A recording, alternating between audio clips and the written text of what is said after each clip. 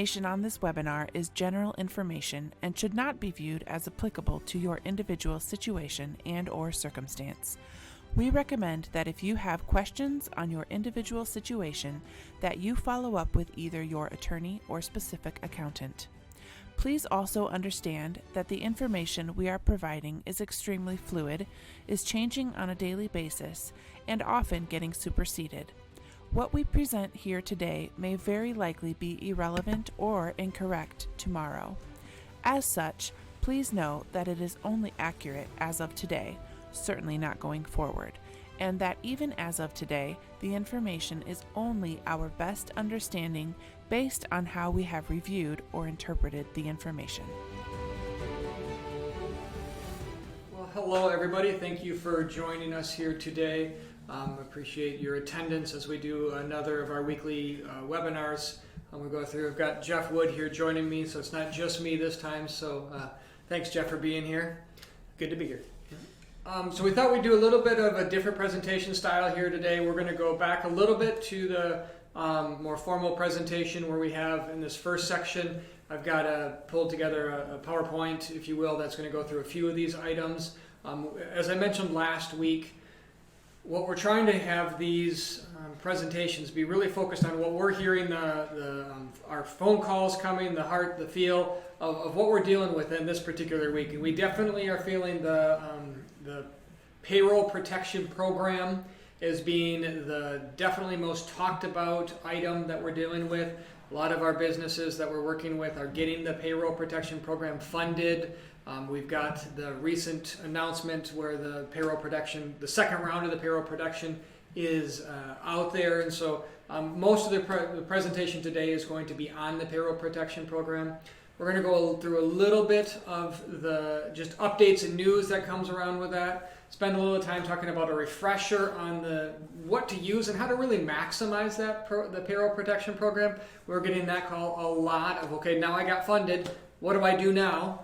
We spent a little bit of time last week talking through the actual practical, how do we record it within QuickBooks? And I definitely suggest if you still have that question, refer back to that program as well, that we do have as a separate one on our website and linked above or below or wherever it is right now.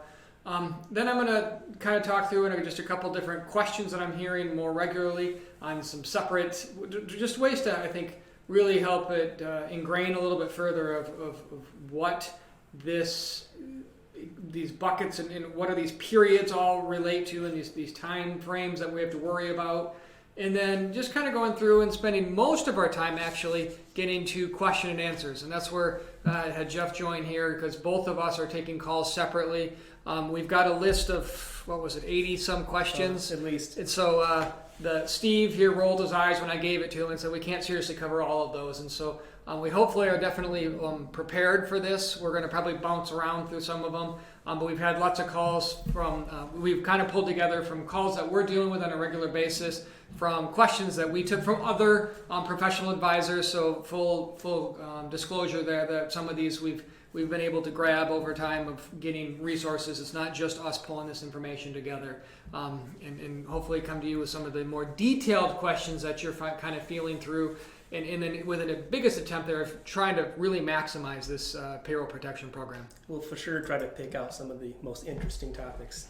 Yes, and we'd like to believe that all of this is extremely riveting and interesting, but we'll dive in even deeper on those interesting ones. But again, the biggest thing I think we're going to talk about here is the payroll protection program. And like I mentioned last week, the fund was actually closed. It ran out of dollars.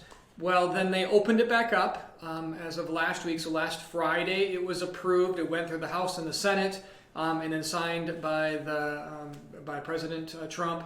Went into effect this yesterday at 10:30 is when the second round of loans were able to get out there again and start funding.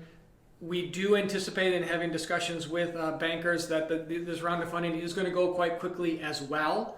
And so if you have not already got your application in, you're behind the ball, and you should be getting it in. So if you haven't gotten it in, you're going to want to do it very quickly and here very soon. I've already gotten some emails that funding has occurred on several of the second round clients this morning already.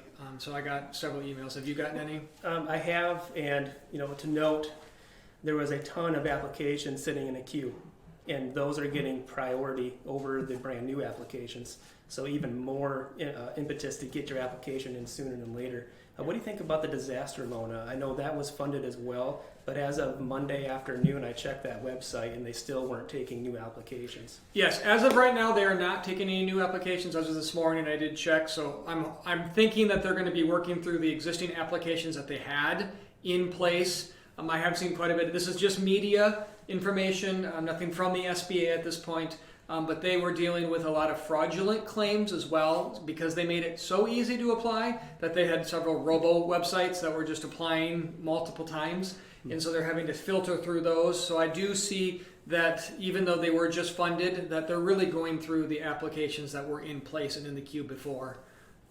So I would say to that note, and we're getting this question, is the EIDL is being funded. So up until last week, I saw very limited funding on those. In fact, the funding I did see prior to last week was really related to the old legacy EIDL program.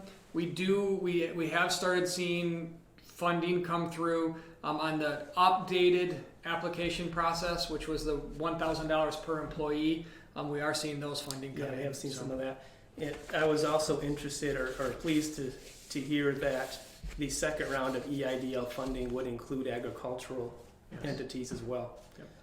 In that it's not, if you're not self-employed, the EIDL, you can get that for the agricultural based, is what you're saying. So right. That's the key. I do want to take a moment here on, as long as we're focused on the EIDL right now, before we jump into the PPP program. I continue to get conflicting information as to whether or not you can do both the Payroll Protection Program and the EIDL. And so when I say this, I want you to know and hear that I'm still not clear on this. And I have very good resources and very good information in believable and very definitive source saying that you can't get both. And then I have very good sources that I would put a lot of trust in as well that say you can. And so it's what is coming down to interpretation. So can you get the EIDL loan and the PPP? Maybe. Is it limiting that you can't have both? Is it the legislation that's limiting it or not limiting it, but the SBA has limited it? Or is it that you just can't use common funds? And so I say that is don't just automatically assume that you can't have an EIDL loan with the PPP. Talk to your bank. And why I say this is because I have some banks that are telling their clients you can't have both, and I have some banks that are saying you can. And it's important to know that it is different by bank. It shouldn't be, but it is. Mm-hmm. And I'm getting guidance from representatives from the MEDC and from the SBA as well that I've reached out to that are getting conflicting guidance. So this isn't something that anyone has clear guidance on. And what I thought was very clear guidance is being second guessed. And so don't be afraid, but just be very open and honest, I guess, through that process. One thing we do know is part of the PPP application was that if you had an existing EIDL loan prior to April 3rd, mm-hmm. then that was automatically having to be refinanced into the PPP loan as yes. well. Yep. So that would minimize the amount of double loans that are out there, so to speak. Yep. Very important too, if you end up with two loans, segregate those monies somehow in your accounting system so that you're using the EIDL proceeds for a specific purpose separate from the PPP loan proceeds. That is absolutely crucial, Jeff, because what I can say is that while there is uncertainty as whether you can have two, and the underlying uncertainty comes from this guidance that you can't have a crossing, it is very clear that you cannot use the same funds for the PPP as what you did with the EIDL. So if you get both, either the EIDL grant and the EIDL loan, absolutely they have to be separate funds from the PPP. And the same can be said for the employee retention or for the Family Medical Leave and the Emergency Leave Act, is that separate from the PPP. So you have to keep all these in different buckets. That may not mean having to have separate checking accounts, but you have to be able to track them and show them separately. So switching gears here, again, getting back into the PPP program, what I want to step back here is take a little bit of assessment on what is the eligible loan uses and costs. And so as a reminder here, there's two sections here, and I think people oftentimes get these confused. There is the original loan, and then there is the forgivable part. So think of it as two sections. I'm going to go into this a little bit later, but take it two phases. The first phase is what did I qualify for the PPP, and then what is forgivable. They're separate. So keeping in mind here, so now that you have the loan, what is eligible use? It's payroll costs, it's health insurance, it's retirement benefits. Those are kind of in one group, and you're going to see why in a second. There's the mortgage interest payments, rent, utilities, obligations before February 15th, and then this is where, Jeffrey, you were mentioning you can, with the loan, refinance SBA EIDL. And again, this is that loan side of things. Now here's where it's also interesting and important. It does also allow you to use other reasonable expenses that would be otherwise qualified within the 7A. Here's where there's further questions and concerns is, okay, what does that relate to? It says other sections. It's important to understand that there's a use of the proceeds of the loan, and then there's a part that's forgivable. So even though you can use it for other 7A expenses, you may not want to, because it's not forgivable then. So that's where there's that confusion that's coming in, is you have to think on two different buckets. One is what can I use the loan for, and then what can I use it to maximize for the loan forgiveness. You can do them in parallel, and so one would say is we should definitely want to maximize that forgivable part, but there are expenses that you can use and be allowed to keep that are not forgivable. And it's important for our listeners and viewers to know this is an SBA 7A loan program. Yep. Versus a 504 is another common program that we come across. Yep. This is a 7A program. Yep, so it's on the chassis of the 7A, and that's where it's going to default to regulations and what's allowable. So again, the key here is think in stages. First it's a loan, and then there's the forgiveness. That's also a little reminder here for everybody that's listening that the loan isn't automatically forgiven. So when you get this loan, you're really signing on for a loan. You're signing on for a 1% 2-year loan that is going to have payments for that period. That it's not until you, as the business owner, go back to the bank and ask for forgiveness, ask for this loan forgiveness, that it's going to actually be forgiven. And so if you just get this loan and think, oh, it's forgiven, no, it's up to you to pull all this documentation together and initiate the request. So keep in mind, again, there's first the loan and then the loan forgiveness.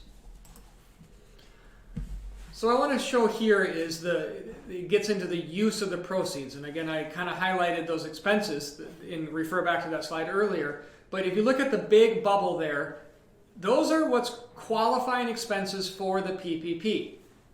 The bigger bubble is what you can use those loans for. So what does this get into? Well, I've had the question come up many times. Well, I got a $500,000 PPP loan, but I'm only going to be able to spend $400,000. Do I have to give it back? No, not if you use that $500,000 for the qualifying expenses, which may mean you can go back. So what is that qualifying expenses? It's any one of those expenses I mentioned in the earlier slide: payroll, rent, utilities, interest, from the period of February 15th through June 30. So no, that's a bigger area than what is necessarily under that forgivable part. And so you can use this loan to pay for expenses for that larger period of time. And as long as you use it for that period, you don't have to give those loan proceeds back. So you've met the qualified use Correct. side of things. There is a little note here that you have to be careful that if you don't use it for those and you can't meet the definition of that 7A other expenses, that there's a chance that you have to use these proceeds and give them back right at the end of this period here, at the end of June 30. I would like to believe that there's going to be very few instances where we have to give proceeds back, but it's there. A better way to explain this would be if you took out a building loan that you were using and you told the bank, I'm going to use this to buy a building. If you didn't end up buying a building, you've got to give that loan back because you didn't buy the building. So you are representing to the bank and to the government, you are going to use these loan proceeds for qualifying expenses. If you don't use them for those qualifying expenses, you're going to have to give them back. It's not an eligible loan. You give that back right away. Again, if you think you're in that circumstance, let's talk. because I'd want to have the opportunity to find expenses that you can use those for versus just giving them back right away.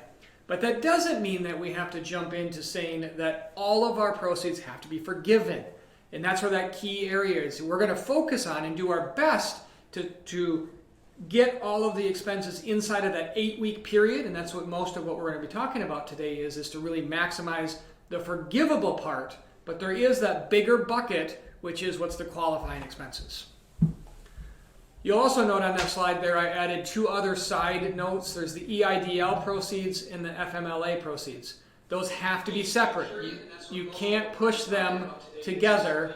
The forgivable part, but there is that bigger bucket, which is what's the qualifying expenses.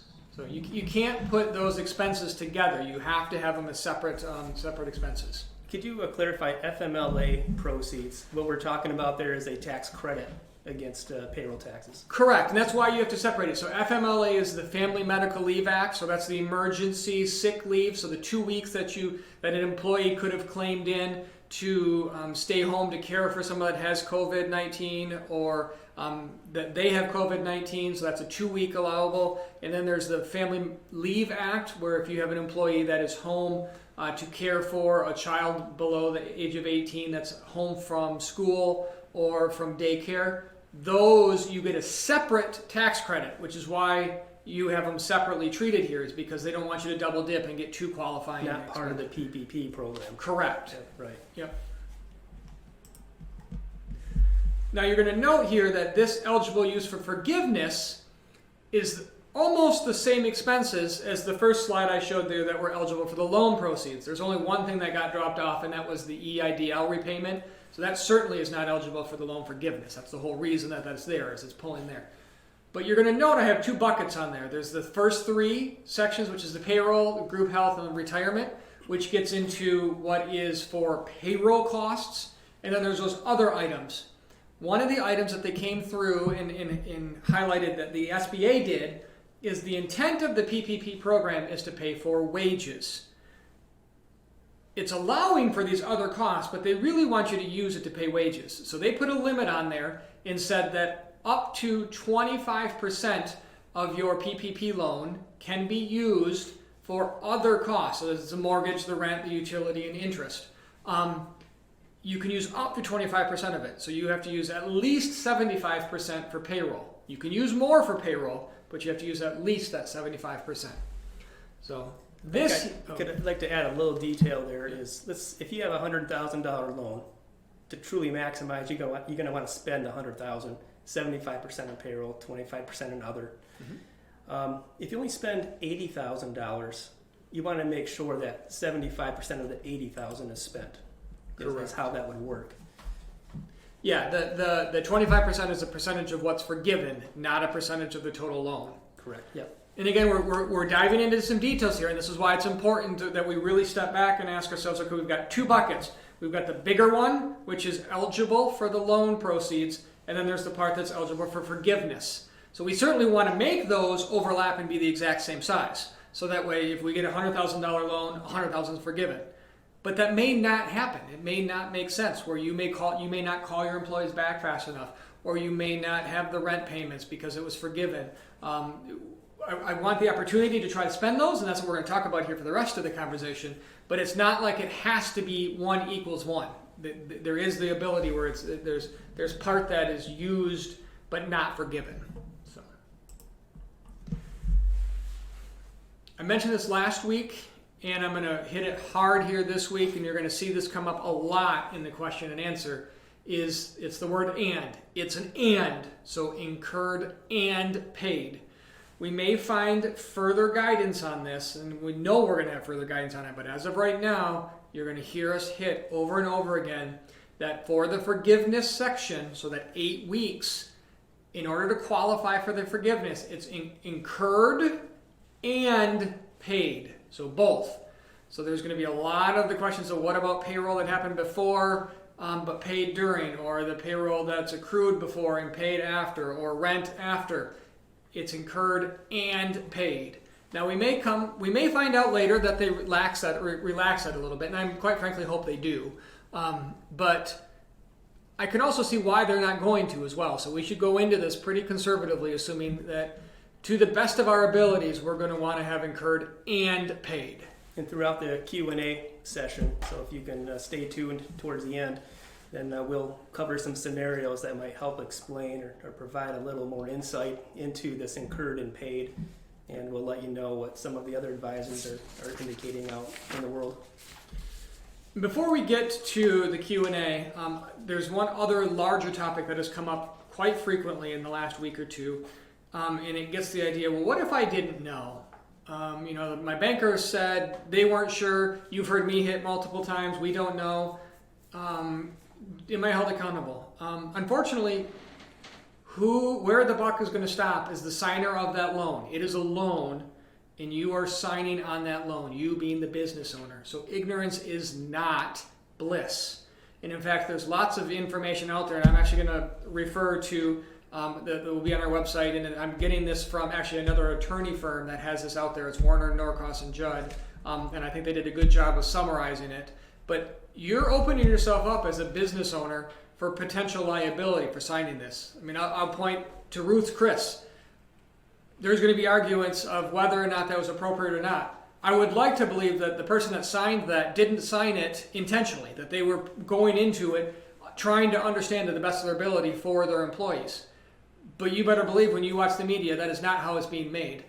What I've referred to in the clients that I work with is assume, whether this actually happens, I don't know, but assume that the Record Eagle or that the local newspaper gets information about what your application is. It is a public program after all, so it's very possible that someone could potentially FOIA this or it could be out there. But you have to operate as the business owner that what if this went public? Would you be able to stand by and stand behind the amounts that you paid under this program? If you're not going to be able to answer that you can stand by it, you got to really ask yourself, is it appropriate? And so you are definitely signing on to risks, both from an ethical side as well as making sure that you are attesting to the source of the funds, the use of the funds, how it got paid, who it got paid to, and all of that. So, and things are moving so quickly, I'm afraid that there would be some small print that signers of these loans just weren't aware of. Yes, there's a lot of small print, and absolutely. And so I flipped through those slides pretty quick, but I am going to make a reference to them on our website afterwards so that they're there, and include some things that you can do to really limit yourself on that as best you possibly can. So with that, I'd like to say we're going to just jump right into some questions. Please keep asking questions through this. We are monitoring the question and answers. On there, you can see those on the side of the slide presentation here. We do have, like we mentioned, some from before, some that we've gotten through calls ahead of time, emails ahead of time, and some just from other resources that we had. So with that, do you want to kick it off, Jeff, and start going through them? Sure. Let's start out with the category of other costs. So one of the eligible costs that we can pay for forgiveness has to do with paying rent. And what's very common within our client base and out in the business world is you have a holding company that you own and you have an operating company that you own. The operating company pays rent to the holding company. So a common question out there is, hey, I've got a building that's owned by an S Corp. My operating company received a PPP loan. Can I pay myself rent and have that forgiven? Well, like lots of our answers is maybe, maybe not. The guidance doesn't mention whether it can or can't. It doesn't say it can't, but it doesn't specifically say it can. So what it does say is it has to be on a rent agreement prior to February 15th. So at first case, I would think that you should have at least had a rent arrangement in place. There is going to be discussion and guidance of, well, what happens if there was precedent? So if there wasn't a rent agreement, but you always historically had, say, $10,000 or $1,000 a month that we paid, is that going to be meaning it? Well, this is probably going to be a good chance for you to go back and document it. That'd be what I would say. And even within that, there's going to be discussion as to whether or not or an affiliate is allowed. I am seeing banks that some are saying no and some are saying yes. So I'm pretty confident we're going to see further guidance on that. Right. But for right now, I am operating on the idea that as long as it was an allowable rent agreement in place, and we're going to stick to the 2 months, it's going to be allowable. So. I could see there could be some challenges if all of a sudden you're trying to pay yourself more rent than what you've historically done, and if it's not in accordance with the agreement that was in place. So that could be challenged for sure. And then I would add, if it does get pushed where affiliated rent isn't, then one would argue that okay, then you're going to look through to that other entity and have the underlying interest and expense, or that comes or interest expense and utilities that come within that entity. So. Which is another question is those who utilities, real estate taxes are folded into the rent payment. Is that still allowable? So if it's folded in, I would say certainly. If it's a rent, if it meets the qualifications of an affiliated rent, that's that first question. But let's say that that's the case. If property taxes and interest and insurance are inside of your rent, so non-triple net, so single net or double net, then I would argue then yes it is, because it refers back to rent expense. Mm-hmm. If it's not, so if you have a true triple net lease and you're paying property taxes on top as the land or the leasee, I'm going to argue that no, rent does not include property taxes and insurance if it's separately stated. If it's included, it's allowable. If it's separately stated, it's not allowable.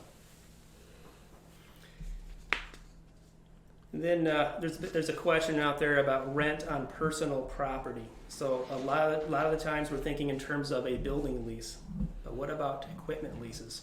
Yeah, so the guidance doesn't say no, it doesn't say yes on that, but what it does say is rent payments on lease arrangements in force before February 15th. So that gets into a lease, for example, on a mail machine or a copy machine. If it's a true lease, I'm going to make the argument that if it's rent, if it qualifies as otherwise being treated as rent, I would say yes.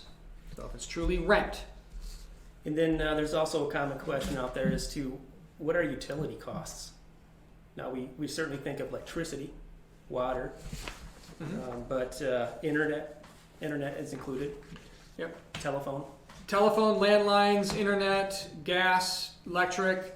That's going to get into one thing that I see inside here is the incurred and paid. The utilities is going to create a difficulty there. I'm going to hopefully step back and say, to me, this is where as long as it's reasonable, that you get 2 months worth of expenses inside of there, I think is being pretty important. So.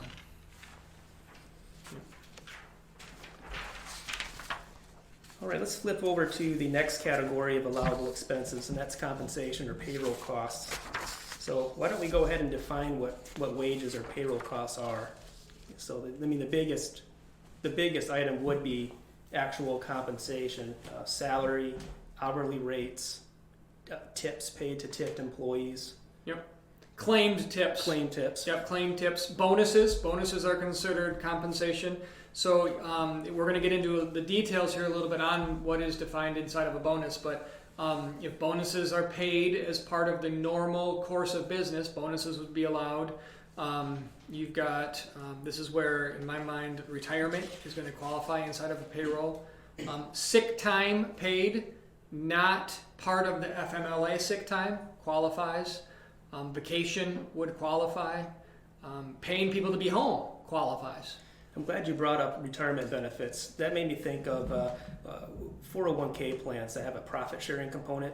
Mm-hmm. So often the profit sharing isn't really determined and agreed to be paid until January, February of each year. I've been advising to calculate something now and get some of that paid into the plan during the 8-week period. Yes, and then that's going to get into, so that you've got both the reactive and the proactive side of things. So if you historically pay your profit sharing plan during the month of April from the prior year, we're not quite sure if that's going to allow it or not, because it was related to a prior year, so incurred then, but vested subsequent to the year end. And so if your historical treatment was that you pay in April for the prior year, that vested in April, so in my mind it's incurred and paid in that particular time. I think you're going to want to step back and get into what is normal and reasonable. That's what the whole point of the PPP program is to keep expenses that would normally be incurred during that 8-week period to continue on.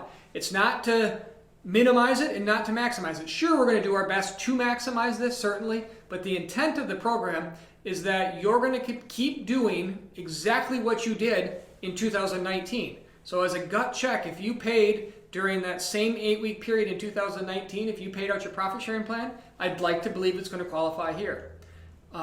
Another aspect of this is when we first calculated the loan amount, that included profit sharing based on 2019 total costs. Yep. So without having paid profit sharing dollars during this 8-week period, there is a potential then of not spending all the dollars. Correct. I do think now is a good time to spend a little bit of time looking at the limitation on wages of the $100,000 and what goes into that and what doesn't. So first off, the $100,000 is an annualized salary. So there is a cap that's going to be out there. It ends up being the $100,000 divided by 52 times 8. It's going to be $15,333 is the most that you're going to be able to pay for wages for one particular person. So that's going to limit. I hear a question a lot. Well, can I just bonus someone $50,000? No. Can I bonus? What if I normally bonus someone $30,000 a quarter? Can I bonus them the full quarters? Probably not, because it's going to be limited on to that annual amount. So that's that during this 8-week period, the most one particular employee is going to be able to make is that $15,333. Or it's, and I think I'm doing that calculation right. It's close. Yeah, 15. Close enough. Yeah, you get it. So it's $100,000 annualized. That does not include the profit sharing or the health insurance. But that does help answer a lot of the questions that are coming up. And then, well, can I just bonus a whole lot of people? Well, you can, but you're still going to be capped at that $100,000 for the year. Well, let's talk about bonuses a little bit, because that is a strategy to get some of these dollars paid out, especially if you're still looking at a reduced workforce by the end of that 8-week period. And some of the guidance and how John and I feel, and I'm speaking for you, John, a little bit here, but we've talked about this before, is you kind of have to look back as to what is reasonable. How would you normally pay out bonuses? It has to make good business sense, that sort of thing. Mm-hmm.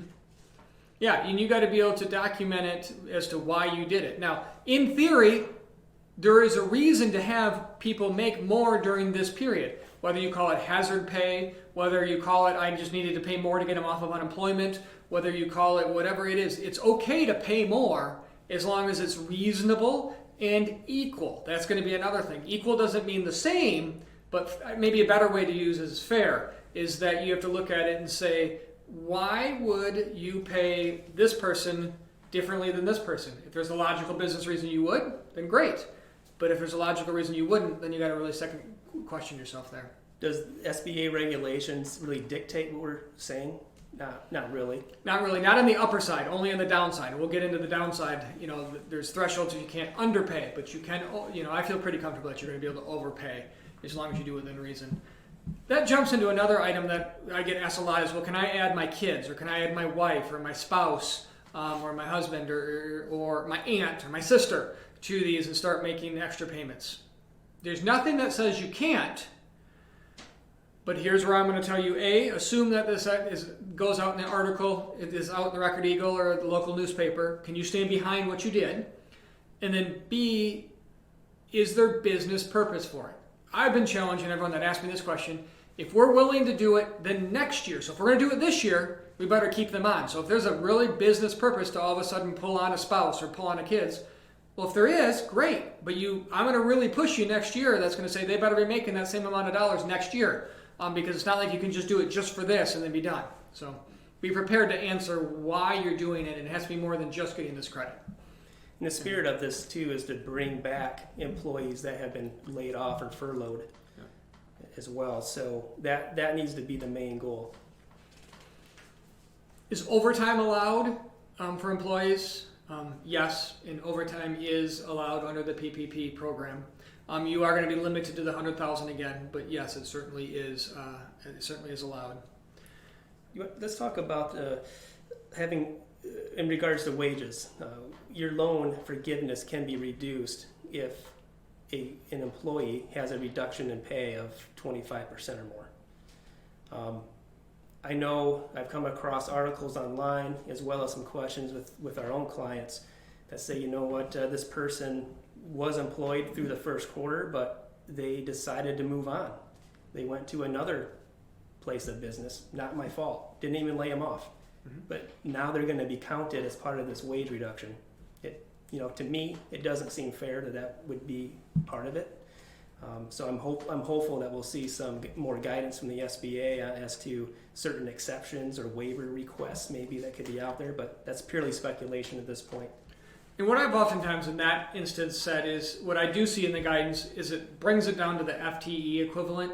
And so I call it as job specific, is how I'm looking at it. So let's make a spreadsheet. I'm an accountant after all. So we're going to make a spreadsheet, and maybe that job was filled by Bob last year, and now you need to replace it with Susie. So the job is the janitor, for example. The janitor was Bob before. Bob left, went somewhere else, and now we replace it with Susie. It's still the fundamental position that you're pulling back. That's ultimately what I'd like to believe it is. And that would meet the head count. Correct. Because head count is also another factor in having forgiveness reduced or not. Yeah.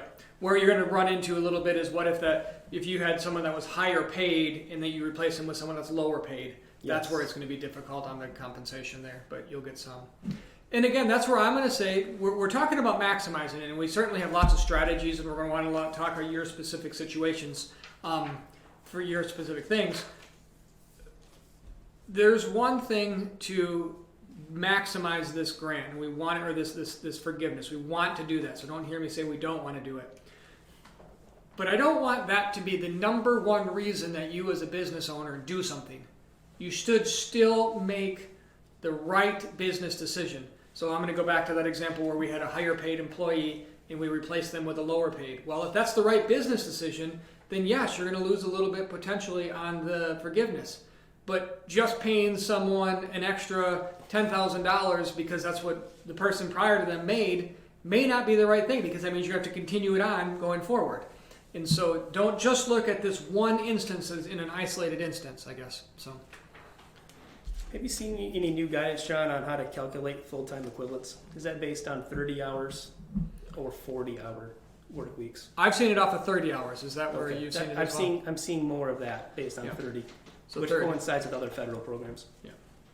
And again, that's going to come to the FTE. So it is done on a, if you have 2 part-time employees, those are going to go add up into one potential FTE if they're each half the time.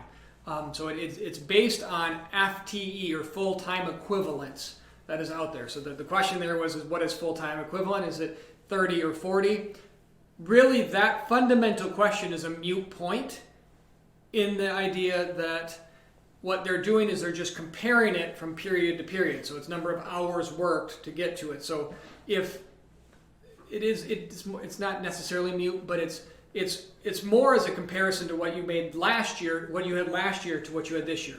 So if you had 19 FTE last year and you use 40 as the denominator versus 40 as the denominator here, it should be comparable whether you use 30 here or 30 here. It does make a difference, but in theory it really shouldn't. If that just stay consistent how you calculate. Exactly, stay consistent, because what they're trying to get to is do you have as many employees this now as you did last year?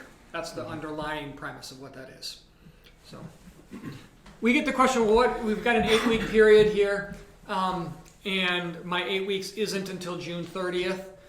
So can I pull people back by June 30th? Yes, I see that there's an 8-week period. Then the separate calculation of what is forgiven does happen for events after that 8-week period, one of which is having the people come back after 8 weeks, so after the June 30th. Another question is, can you prepay wages? So this really gets into the heart of the incurred and paid. I believe that from my reading of it, it is very clear that you cannot prepay any expenses, wages, bonuses, summer work. You cannot prepay. You can pay for reasonable. And this is a strategy that we're telling people we want to maximize. We certainly want to get as much out of this as we can. So we should plan on doing extra payrolls. So you can't prepay, but you can pay for what has been earned. And so that gets into this whole idea of accrued or incurred and paid.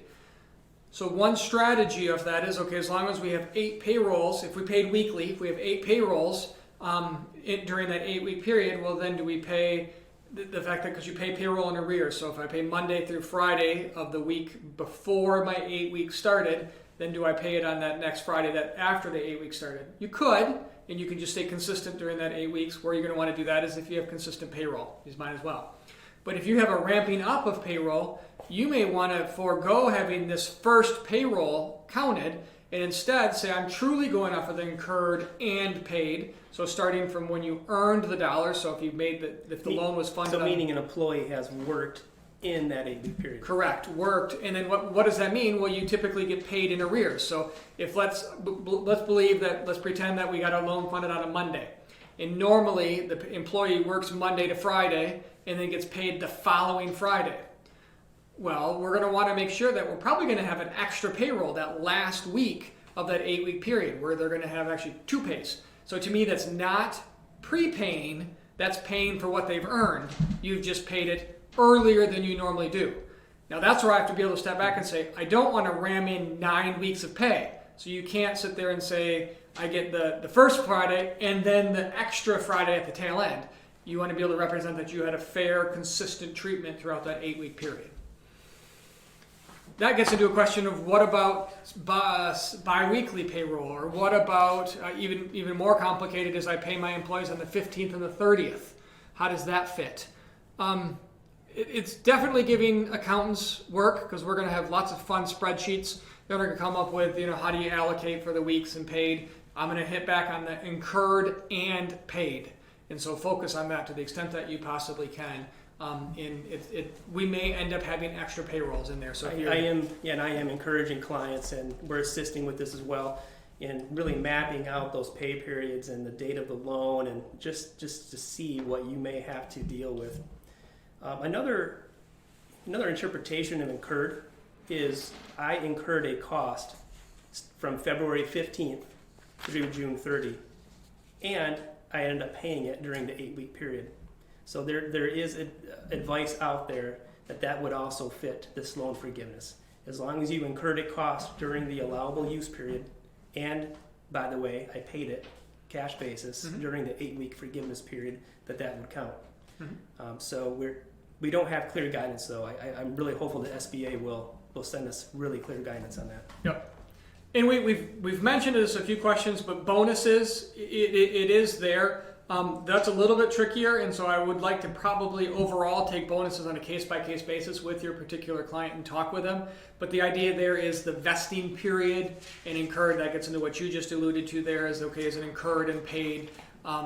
What if a bonus is related to the prior year compared to the current year, and you're paying it now? What if it relates to extra pay? So the answer there I want to hit on the bonuses because that comes up a lot is bonuses are allowed, but let's look at really what it is and what it gets to.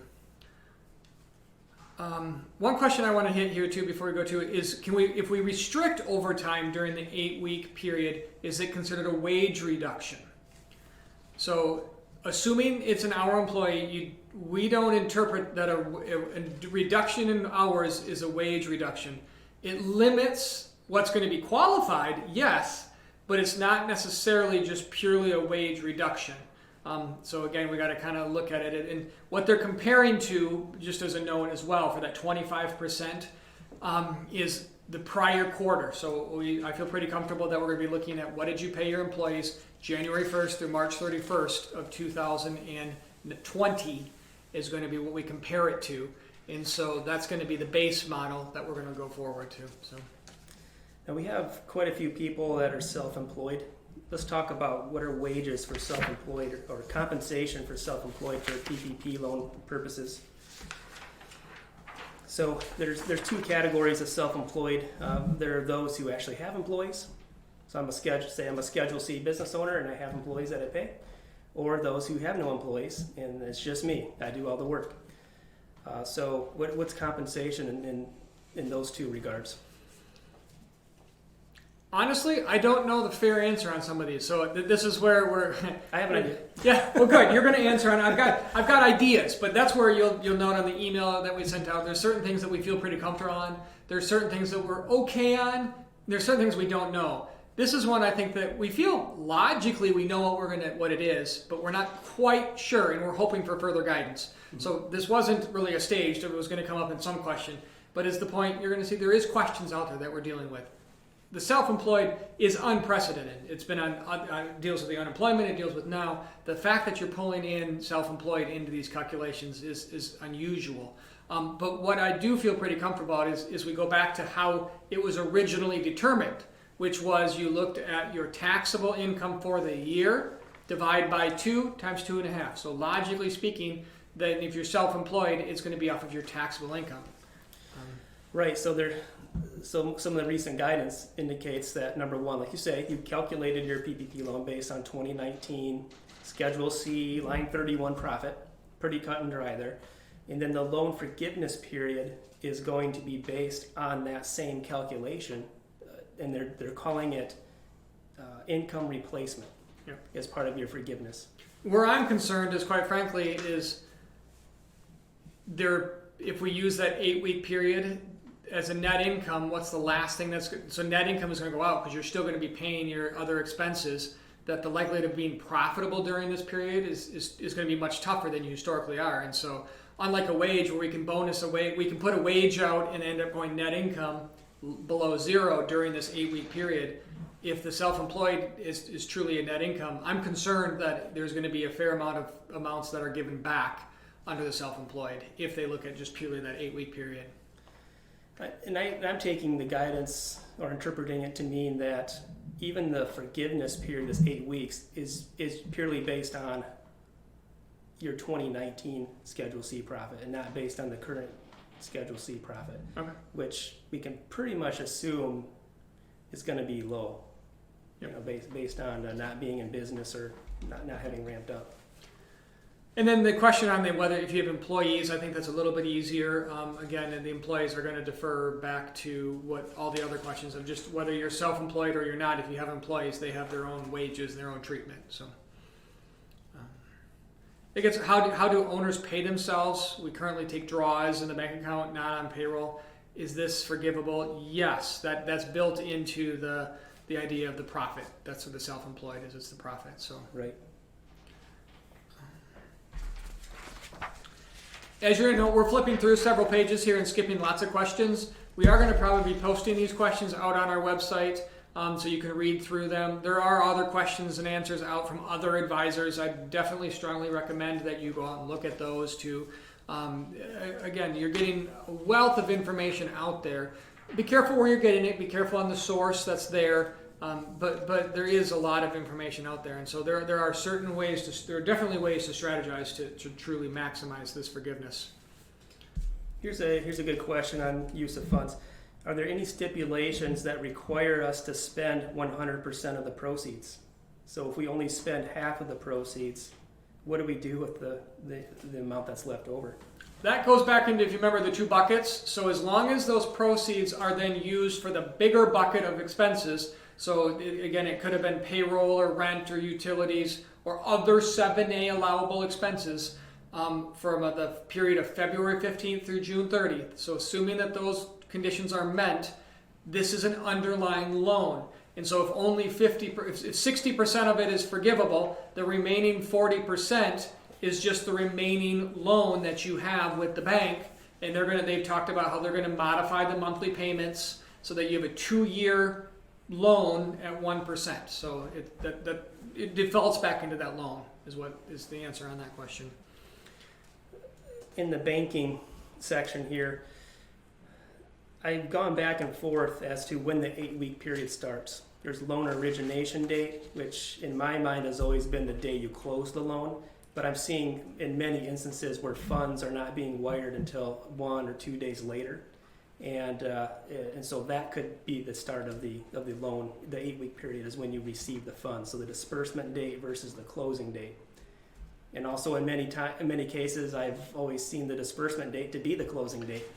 I'd like to say if most banks are going to be using wires to fund these loans and internal, and so in theory there should be very few instances where the closing date of the loan is different than the disbursement date.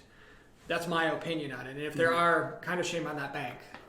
It could happen for certain circumstances. I have been seeing that. I mean, there is now delays between the SBA funding and when the loan is then originated. So that's where I feel pretty comfortable that it's going off of the loan origination, not the SBA funding. So you may get a SBA funding on, the bank may be funded on it, say on a Monday, but then you have to do some documentation, sign off of it, and that doesn't close until Friday because you didn't, it's when does the business owner sign on that loan? That to me is the loan origination date, that's going to be the key one there. Mm-hmm. And you understood on the question of whether or not, if then it takes a day for it to actually disperse, but yeah. So hopefully if it's just a day or two difference, it won't really impact our calculation of these forgiveness periods. Right. Yeah, it'll just work. We're kind of in the section of miscellaneous items. One is our insurance expense considered a utility? Our understanding is not. Insurance is not a utility. So health insurance is qualifying under the payroll section, but like a general liability insurance on a building, professional liability, workers' comp, I don't believe are allowable expenses under the PPP. Right. That would qualify for a 7A expense because it's business, but not necessarily for the forgivable part. In regarding health insurance in particular, it's costs that the employer pays for a group health care plan. So that could also be dental insurance. It could be contributions to a health savings account, as long as it's a documented group plan. There are a lot of questions here, as you can see, and so the key we wanted here is we wanted to hit a couple of the key items. As I mentioned earlier, we are going to put these out there, but the big thing I can say is we're hitting these in general. Ask yourself, what of these apply to you? And the biggest and best advice that I can give you is step back and plan and map this out. So don't wait until 8 weeks to say, oh, shoot, what do I need to do? Sit here today and map out what are my expenses, what are going to be my allowable costs, how am I going to spend it. A lot of times the bank actually required you to think about it when you even took the loan. But just like we stress tax planning is more important than actually doing the actual tax return, the same thing is going to be here. Is there's going to be a final loan forgiveness. But if you wait until after that 8-week period to do all this, you've missed the boat and you haven't had the opportunity to maximize it. So step back, spend the time now to determine how you're going to spend it. Here's a classic example. Let's say rent is due May 1st. Yeah, but you're not closing on your loan until May 6th. See if you can defer paying that till May 7th. Correct. Yep, so do the deferral, or on the back end, you may want to make sure, so let's go to the flip side of that example, the loan closes on on May 2nd. You may want to look at it and make sure you've included the right amount of expenses for rent. So you can't prepay rent, but you can pay through the end of that period. So that's all I have, John, for questions. Yep, that's what I have as well. So again, please don't hesitate to give us a call, questions, answers. We like the opportunity to work through on an individual basis. And so we're here for questions, and thank you for attending the conference or the webinar today.